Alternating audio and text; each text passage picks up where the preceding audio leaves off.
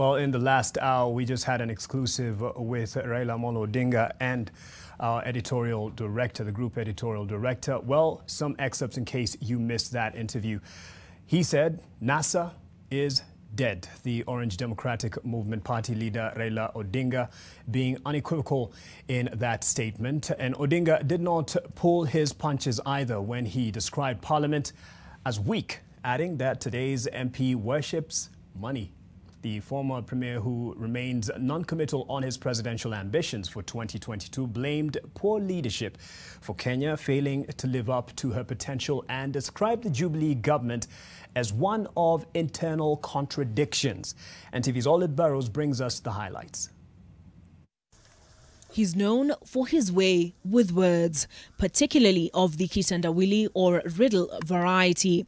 But when he sat down for an interview with the Nation Media Group editorial director, Mutuma Matthew, the Orange Democratic Movement leader, unequivocal on the state of the National Super Alliance, NASA. NASA was a pre-electoral coalition, you see, and NASA did not form a government. So it expired naturally after the election? Naturally. But while NASA may have outlived its purpose, Raila is categorical that the opposition is still very much alive. The opposition leader laying the burden for checking the presidency's excesses at Parliament's doorstep. But even then, he didn't place much confidence in their stock. There's nothing like opposition is weak here. Parliament is weak as an institution. In my view, that's what it is. And when asked if he could identify a successor to groom out of the said stock, something which is now coming in among our youth, which was not there in those days, the love for money. And you can see this even in our representatives, both at the county level and at the national level, in Parliament.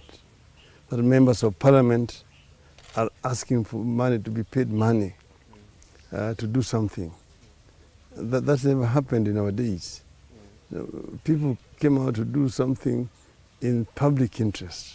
The anti-corruption train, Odinga testified, having been firmly on track in the time of the Government of National Unity, of which he was a part between 2008 and 2013, but which derailed around the time, in his estimation, President Uhuru Kenyatta and his running mate, William Ruto, assumed office.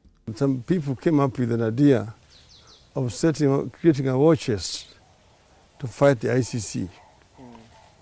And that, in my view, is how corruption now again found its way into this major league. The former premier coming full circle to the BBI, which he said presented an opportunity to get Kenya back on the right track. There are internal contradictions with that, the ruling party right now in the country. So I don't know whether you really want to be able to describe what it is like.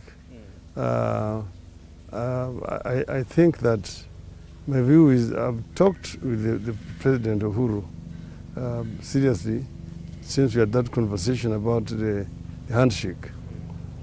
And I think that he has got his mind in the right place. In this way, Odinga said the train wreck that has been the Jubilee government can be salvaged. Once you've created the proper environment and conditions, nobody would come in and just tamper around. So you create a governance structure that will ensure that nobody can abuse power.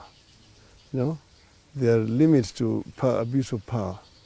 There are checks and balances properly in the system. And that's what we are trying to do. That is what BBI is aimed at achieving.